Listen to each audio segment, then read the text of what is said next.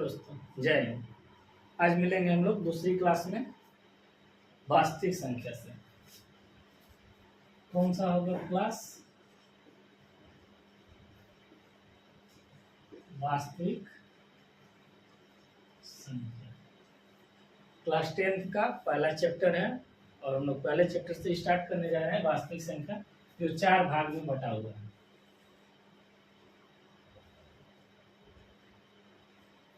4 अध्याय में है। पहला है 1.1, 1.2 और 1.3, 1.4। इसमें सबसे ज़्यादा इम्पोर्टेंट है उसको सबसे ज़्यादा समझने के लिए संख्याओं के बारे में सबसे ज़्यादा इम्पोर्टेंट है इसमें जानने के लिए संख्या, वास्तविक संख्या में संख्याओं के बारे में जो हम पिछली वीडियो में आप लोग को बता चुके हैं। संख्याओं के बारे में आप लोग जा करके देख लीजिएगा, डिस्क्रिप्शन में लिंक दे देंगे, उसमें देख लीजिएगा। इसमें जो कॉन्सेप्ट है, इसमें टाइप देखिए कौन से टाइप से क्वेश्चंस आते हैं। इसमें टाइप जो होता है 2 प्रकार के क्वेश्चंस आते हैं। पहला ऑब्जेक्टिव और दूसरा आता है 2 मार्क्स का क्वेश्चन। 2 मार्क्स के क्वेश्चंस और ऑब्जेक्टिव जो हमारे वास्तविक संख्या का टाइप है, इसमें ऑब्जेक्टिव क्वेश्चंस आएंगे और 2 मार्क के क्वेश्चंस आएंगे। अब इसमें सबसे ज्यादा इम्पोर्टेंट है जो पहला नंबर संख्याओं के बारे में, संख्याओं का अध्ययन।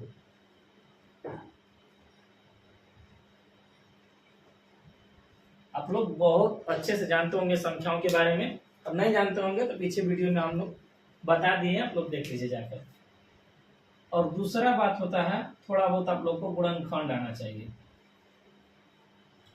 दूसरी बात है गुणनखंड संख्याओं के बारे में। जैसे मान लीजिए प्राकृत संख्या हो गया,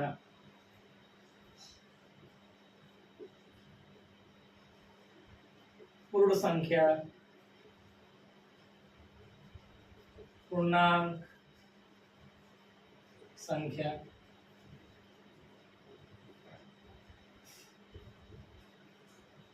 परिमेय संख्या,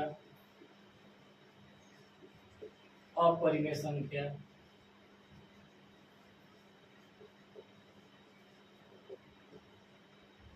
भाज्य संख्या, अभाज्य संख्या,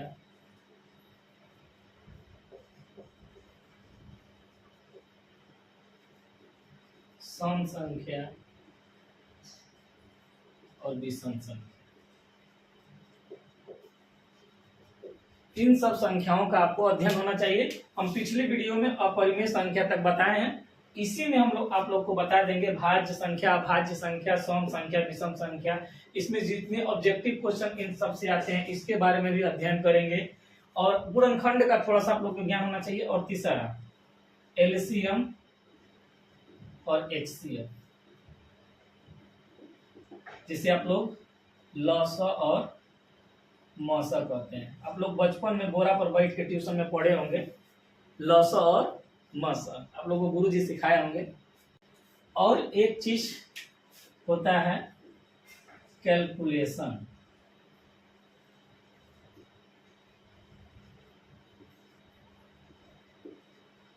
जोड़ना, घटाना, गुणा करना, भाग करना, इस सब की जानकारी आप लोग के पास होनी चाहिए। बारीकी से एक एक चीज के बारे में समझते चलते हैं।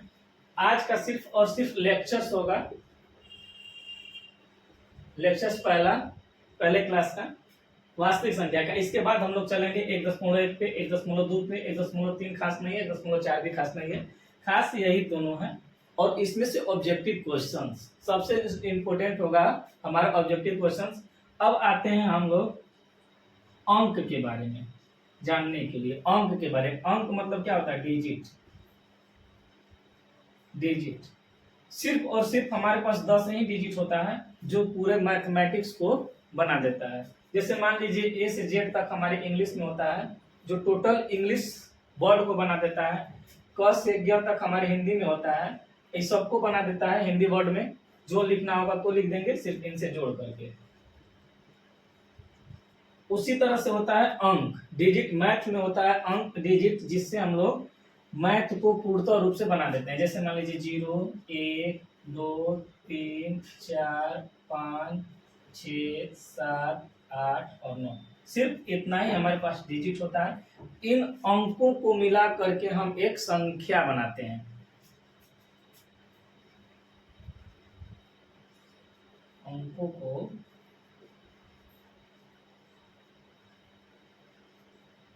मिलाने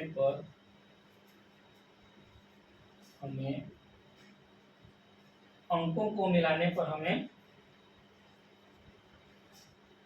संख्या प्राप्त होती है। अंकों को मिलाने पर हमें संख्या प्राप्त होती है। आइए देखते हैं, हम ये सब बता दिए, प्राकृत संख्या, पूर्ण संख्या, पूर्णांक संख्या, परिमेय संख्या, अपरिमेय संख्या, ये सब हम अगले वीडियो में बता दिए हैं और इसमें भी बताते चलेंगे, आगे चलते रहते हैं। आइए आगे देखते हैं प्राकृत संख्या के बारे में। तो प्राकृत संख्या वो संख्या है जो गिनती की संख्या को हम प्राकृत संख्या कहते हैं। जैसे मान लीजिए 1 2 3 4 5 6 यानी कि अनंत तक, तो हमारी प्राकृत संख्या। इसमें से एक एक नंबर का क्वेश्चन जो आएगा उसके बारे में समझते चलेंगे। जैसे मान लीजिए सबसे छोटी प्राकृत संख्या यहीं से शुरू हो रही है, यानी कि सबसे छोटी प्राकृत संख्या हमारी 1 हो गई और लास्ट न जाने कितने पे होगी, इसीलिए हमारी बड़ी संख्या जो होगी वो अनंत होगी। यानी कि जो शुरू होगी वो हमारी सबसे छोटी होगी, अनंत किसका होगा उस पे हमारी जो बड़ी हो जाएगी। यानी कि मान लीजिए क्वेश्चन दे दिया हमें, क्वेश्चन दे दिया 20, प्रथम 20 प्राकृत संख्याओं का योग कितना होगा। मान लीजिए क्वेश्चन है कि प्रथम 20 संख्याओं का योग कितना होगा। तो हमें क्वेश्चन का आंसर निकालने के लिए एक फॉर्मूला होता है कि प्रथम n प्राकृत संख्याओं का योग कितना होगा, तो n इंटू n प्लस 1 बटे में 2। मान लीजिए हमें कह दिया कि प्रथम चार प्राकृत संख्याओं का योग कितना होगा, तो हम जोड़ देंगे 1 प्लस 2 प्लस 3 प्लस 4, ये हमारा योग निकल जाएगा। मान लीजिए कितना हो गया 3। अगर हम फॉर्मूले पे भी चेक करना चाहेंगे तो चेक कर लीजिए, प्रथम चार प्राकृत संख्याओं का योग, तो 4 हमारा n हो गया इंटू n का मान 4 प्लस 1 अब बटे के 2। मान लीजिए 4 में 1 जोड़ देंगे तो कितना हो जाएगा 5, इंटू का मतलब गुणा होता है अब बटे के 2, तो 2 से कट जाएगा तो कितना हो जाएगा 2 दूना के 4, 5 दूना के 10। यानी कि छोटी संख्या रहेगी तो हम जोड़ करके अपने पे निकाल लेंगे, लेकिन बड़ी संख्या कर दिया, मान लीजिए 20 प्रथम 20 प्राकृत संख्याओं का योग कितना होगा, तो डायरेक्ट फॉर्मूला पे निकालेंगे। ये 1 नंबर का क्वेश्चन देता है, तो फॉर्मूला क्या है 20 प्राकृत संख्याओं का, तो formula n into n plus 1 बटे के 2, तो 20 हमारा हो गया n इंटू n का मान 20 प्लस 1 बटे के 2 हो गया। तो 20 इंटू ये कितना हो गया 20 में 1 जोड़ देंगे तो 21 अब बटे के 2, काट दीजिए 10 से कट जाएगा, 21 दाम में 210, यानी कि हमारा ये आंसर हो गया। प्रथम 20 प्राकृत संख्याओं का योग कितना हो गया 210। अगर फॉर्मूला आप लोग लिख लीजिए, ध्यान से सब लिखते चलिएगा, या तो स्क्रीनशॉट करके रख लीजिए, नहीं तो लिखेंगे तो सब इसमें कुछ जा जाएगा। आप लोग स्क्रीनशॉट करके रख लीजिए, उसके बाद हम पढ़ा रहे हैं। चलिए आप लोग लिख लीजिएगा, फिर बाद में हम इसको सब बता दिए हैं, ये सब बता दिए आप लोग देख लीजिएगा, लेकिन फिर से समझा दे रहे हैं। गिनती की संख्या को प्राकृत संख्या कहते हैं, 1 2 3 4 यानी अनंत तक। प्रथम n प्राकृत संख्याओं का योग n इंटू n प्लस 1 बटे में 2। प्रथम 20 प्राकृत संख्याओं का, अगर क्वेश्चन पूर्ण संख्या यानी कि प्राकृत संख्याओं के समूह में शून्य शामिल हो तो पूर्ण कहलाता है। जैसे मान लीजिए 0 हमारा क्या हो गया, ये पूर्ण हो गया। अब पहले से क्या था प्राकृत संख्या, इतना क्या है प्राकृत संख्या, और इसमें क्या जुड़ गया है 0 जोड़ जाने से क्या हो गया, 0 जोड़ने से हमारा क्या बन रहा है पूर्ण संख्या। यानी कि प्राकृत संख्याओं के समूह में शून्य शामिल हो तो पूर्ण संख्या कहलाती है। सबसे छोटी पूर्ण संख्या 0 और सबसे बड़ी अनंत। जैसे देखिए पूर्णांक, तो पूर्णांक क्या कह रहा है कि धनात्मक और ऋणात्मक संख्याओं का संग्रह, धनात्मक और ऋणात्मक संख्याओं का संग्रह पूर्णांक संख्या कहलाता है। जैसे देख लीजिए, पहले से डाल दिया अनंत, इधर तो अनंत ही ना आएगा, मान लीजिए 0 से इधर चलेंगे और 0 से इधर चलेंगे, तो इधर क्या है पूर्ण संख्या, इधर क्या है ऋणात्मक संख्या। तो ये क्या है 0 ले लिए तो पूर्ण संख्या, इधर है तो प्राकृत संख्या। सबसे छोटी पूर्णांक माइनस अनंत और सबसे बड़ी पूर्णांक प्लस अनंत। ये सब हो गया, तो आगे चलते हैं सम संख्या के पास। सम संख्या वैसी संख्याएं जो 2 से विभाजित हो, वैसी संख्या जो 2 से विभाजित हो वो सम कहलाती है। तो सम संख्या देख लीजिए 2 4, जैसे 2 से विभाजित हो 52 है सम संख्या है, 12 है सम संख्या है, 14 है सम संख्या है, 15 नहीं है, 15 2 से विभाजित नहीं होगा, सम संख्या नहीं है। तो 2 4 6 8 10 यानी कि अनंत तक।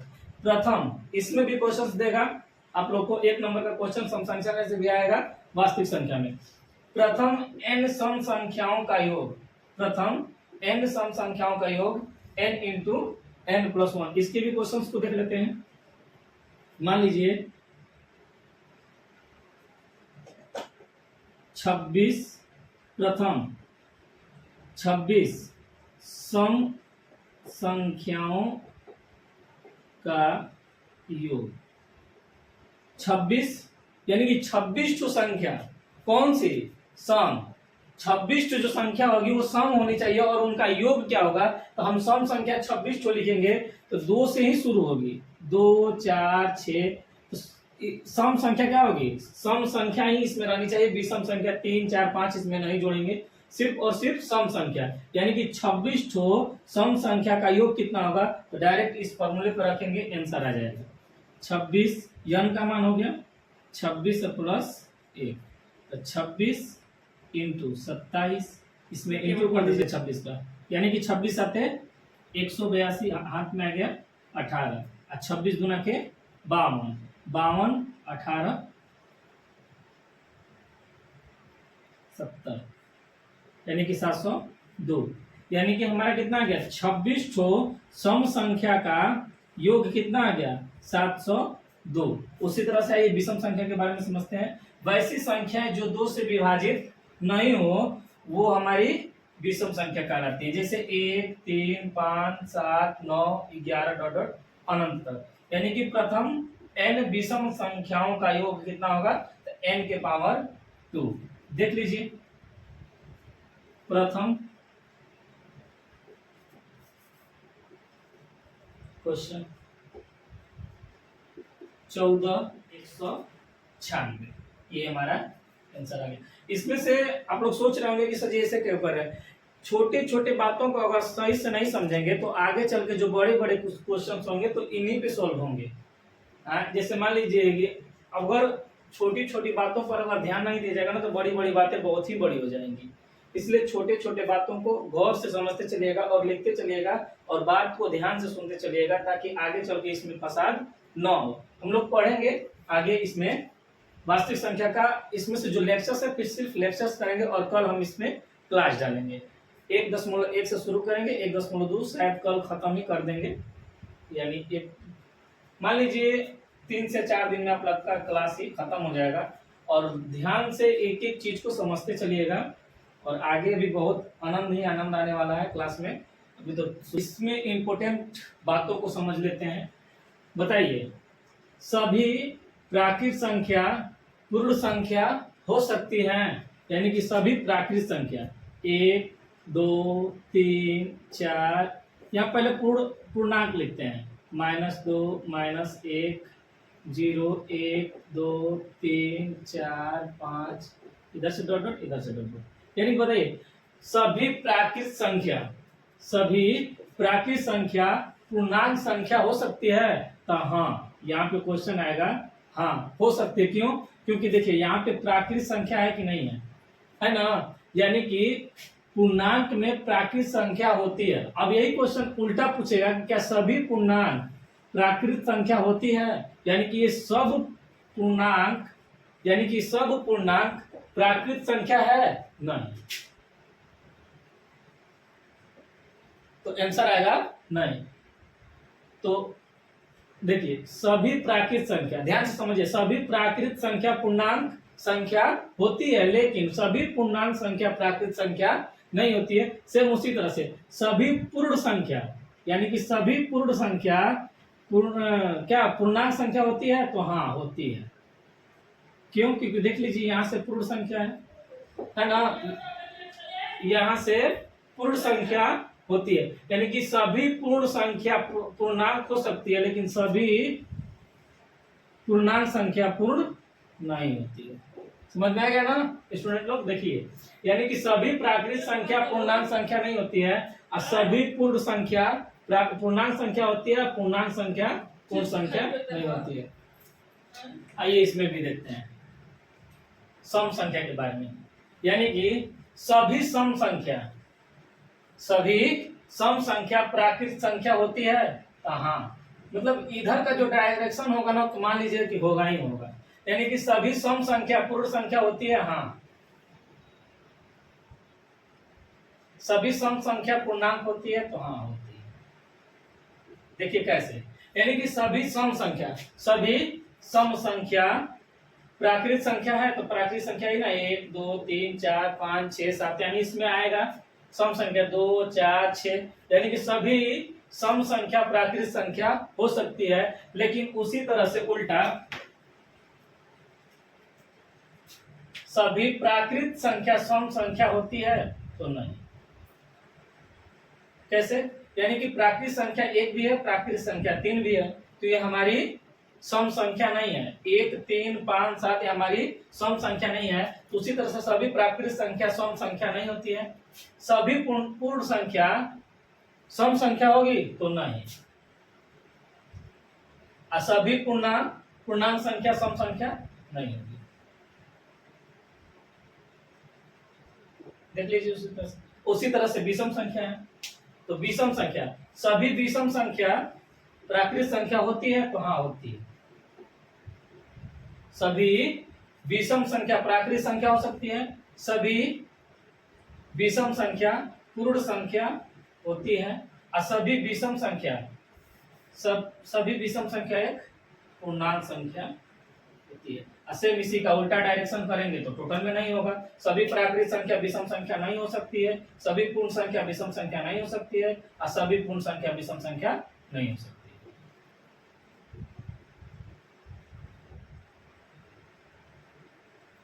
आप लोग को एक एक नंबर का क्वेश्चन इसमें आ सकता है सब। आप लोग लिख लीजिएगा, डायरेक्शन चेंज करके इसमें भी थोड़ा सा नीला भी कर देते हैं, समझ में आएगा अच्छा से।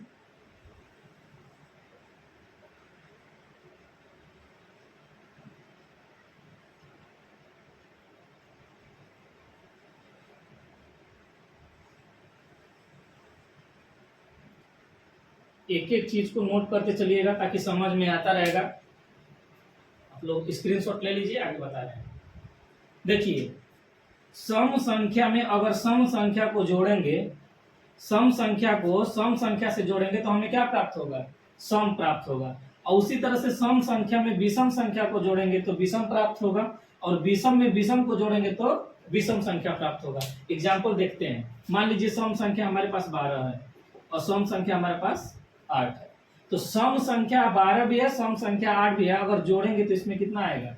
20, यानी कि 20 भी क्या है? एक सम संख्या है, तो सम आएगा। सम संख्या मान लीजिए कितना?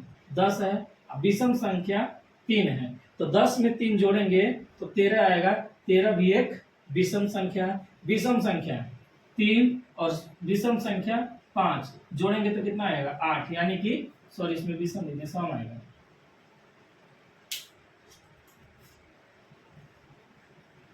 गलती हो गया था उसमें, माफी चाहेंगे। इसमें कितना होगा? 3 में 5 जोड़ेंगे, 3 भी हमारी विषम संख्या है, 5 भी विषम संख्या है, और जोड़ेंगे तो हमें क्या मिलेगा? 8, यानी कि ये भी हमारी सम संख्या होगी। आप लोग समझ गए ना कि सभी प्राकृत संख्या, यानी कि सभी प्राकृत संख्या पूर्णांक संख्या हो सकती है, लेकिन सभी पूर्णांक संख्या सम संख्या यानी कि प्राकृत संख्या नहीं हो सकती है, सॉरी, यानी कि सभी पूर्णांक संख्या प्राकृत संख्या हो सकती है, लेकिन सभी प्राकृत संख्या पूर्णांक संख्या होती है। सभी पूर्ण संख्या पूर्णांक संख्या होती है, लेकिन सभी पूर्णांक संख्या पूर्ण संख्या नहीं होती है।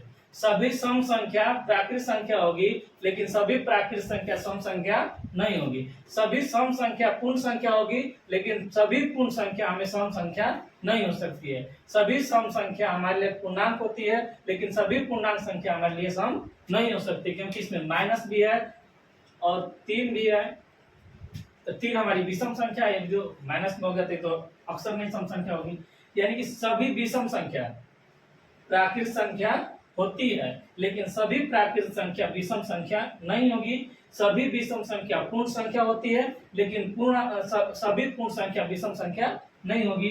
और सभी विषम संख्या पूर्णांक संख्या होगी, लेकिन सभी पूर्णांक संख्या विषम संख्या नहीं हो सकती है। आप लोग इसको भी समझ लिए कि सम में सम जोड़ेंगे तो सम मिलेगा, सम में विषम जोड़ेंगे तो विषम मिलेगा, अब विषम में विषम जोड़ेंगे तो सम मिलेगा। अब उसी तरह से विषम में सम जोड़ेंगे तो वही बतिया आएगा, यानी कि 3 में 5 जोड़ेंगे, अच्छा 5 में 3 जोड़ेंगे, बतिया हुए ना, कनवाई धरो चाहे कनवाई धरो, दोनों बतिया बराबर। आगे हम लोग समझेंगे भाज्य और अभाज्य के बारे में। देखते हैं भाज्य संख्या के बारे में। भाज्य संख्या एक से बड़ी, यानी कि एक से बड़ी संख्याएं जो स्वयं एवं एक के अलावे एक से बड़ी हो, और जो स्वयं एवं एक के अलावे किसी अन्य संख्याओं से विभाज्य हो जाए, वो भाज्य कहलाती है। जैसे मान लीजिए 4 है, एग्जाम्पल के तौर पे समझते हैं 4 है, तो 4 एक से बड़ी संख्या है जो स्वयं से एक के अलावे किसी अन्य संख्या से। तो 4 किस किस संख्याओं से विभाज्य होगी, किस किस संख्याओं से? 1 से विभाज्य होगी, 2 से विभाज्य होगी और स्वयं 4 से विभाज्य होगी, है ना भैया। स्वयं एवं एक के अलावे किसी अन्य संख्याओं से विभाज्य होगी, उसी को भाज्य संख्या कहेंगे। एक के अलावे किसी अन्य संख्याओं से विभाज्य होगी, उसी को भाज्य कहेंगे। यानी कि जैसे मान लीजिए 4, 6, 8, 9, 10, 12, इसमें से जो भाज्य एक के अलावे किसी अन्य संख्याओं से विभाज्य हो। मान लीजिए 9 है, 9 कितनी संख्याओं से विभाज्य होगी? देख लीजिए, 1 से होगी, 3 से होगी और 9 से होगी। 12 है, 12 कितनी संख्याओं से विभाज्य होगी? 1 से होगी, 2 से होगी, 3 से होगी, 4 से होगी और स्वयं 12 से भी है। कितनी संख्याओं से? 5 संख्याओं से विभाज्य 12 हो रही है। यानी कि क्या कह रहा है? स्वयं एवं एक के अलावे किसी अन्य संख्याओं से विभाज्य होगी, उसी को हम भाज्य संख्या कहेंगे। एग्जाम्पल के तौर पे 4, 6, 8, 9, 10, यानी कि क्वेश्चन देगा, ये सब देता है क्वेश्चन। 1 नंबर के क्वेश्चन में आप लोग को क्वेश्चन देगा सबसे छोटी भाज्य संख्या, सबसे छोटी भाज्य संख्या लड़का 1 मार देगा। छोटी का मतलब छोटी समझ लेगा, 1 मार के चले। हम लोग खुद गलती की है 10वीं क्लास में, उस समय ऑब्जेक्टिव नहीं आता था, लेकिन हम लोग गलती की है। क्या? सबसे छोटी सम अभाज्य संख्या, सबसे छोटी सम अभाज्य संख्या में हम लोग 1 मार के चले जाते, आंसर 2 होता है। पता था फिर भी मार के चले गए।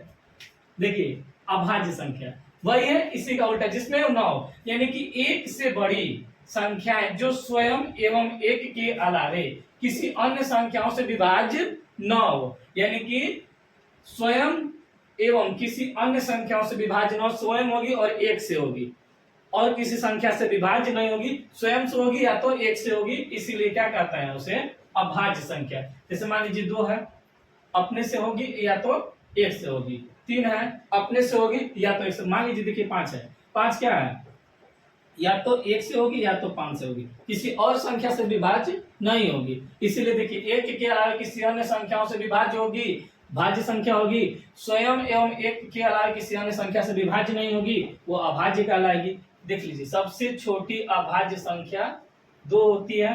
2 अंकों की सबसे छोटी, 2 अंकों की सबसे छोटी अभाज्य संख्या 11 होता है। क्वेश्चन देगा, ये सब आप लोग स्क्रीनशॉट करके रख लीजिए, आप लोग को बहुत काम देगा। स्टार दे दिए हैं ताकि आप लोग को भी ऐसा गलती ना हो। सबसे छोटी सम अभाज्य संख्या 2 होती है, ये आएगा नहीं। आप लोग इसको रख लीजिए, सब देगा। या अब दे देगा क्वेश्चन की 2 अंकों की सबसे बड़ी अभाज्य संख्या, तो 2 अंकों की सबसे बड़ी अभाज्य संख्या 97 होती है। आप लोग 99 मत मार लीजिएगा, 99 भाज्य संख्या है, 99 कट जाएगा, 99 कट जाएगा, 1 से कटेगा, 3 से कटेगा, 33 से कटेगा और स्वयं 99 से कटेगा ना, कट जाएगा। यानी कि भाज्य संख्या 99 क्या है, भाज्य संख्या है और 97 अभाज्य संख्या है। तब 97 स्वयं से कटेगी और तो 1 से कटेगी।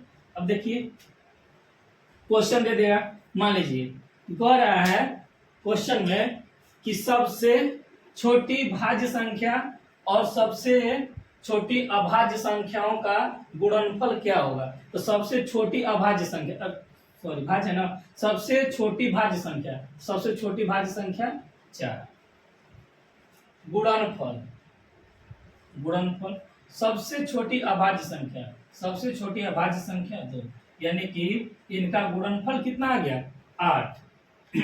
अब लास्ट देखते हैं स्व अभाज्य संख्या, दो संख्याओं का ऐसा युग्म जिसका मौसम यानी कि HCF 1 हो वो स्व अभाज्य संख्या कहलाती है। जैसे मान लीजिए 3 7, जिसका भाग मान लीजिए 15 से 35 का भाग दिए 2 से, निकला 30, 30 में बचा कितना 5, यानी कि जो 15 है इसे हम कहते हैं भाजक, और जो 35 है इसे कहेंगे भाज्य, और जो 2 निकल के आया उसे कहेंगे भागफल, और जो 5 बचा है उसे कहेंगे शेषफल। यानी कि भाज्य बराबर भाजक गुणा भाजफल, भाजक गुणा भागफल और प्लस शेषफल, यानी कि यही आएगा हमारा, इसे कहेंगे ही एल्गोरिथम प्रमेय का, इसी से बनाएंगे एल्गोरिथम से।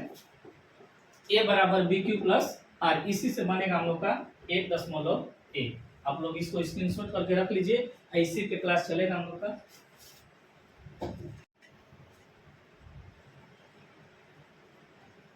यूक्लिड विभाजन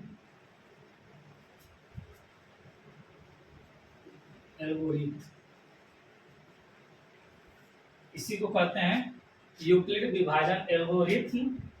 ए बराबर बी क्यू प्लस आर, इसी पे बनाएंगे। आप लोग बचपन में पढ़े होंगे, गुरु जी आप लोग को पढ़ाएंगे मौसम इस तरह से, इसी मौसम को इस तरीके से पढ़ेंगे और देखते चलेंगे कितना अच्छा लगता है। अब आप लोग को सब कुछ अब समझ में आएगा, क्योंकि इतने लेक्चर से आप लोग बहुत कुछ समझ गए होंगे। प्राकृतिक संख्या, पूर्ण संख्या, पूर्णांक संख्या, परिमेय, अपरिमेय, भाज्य, अभाज्य, स्वाभाज्य, ये सब कुछ बता दिए हैं। अब क्लास कराएंगे। आज के लिए इतना ही, जय हिंद।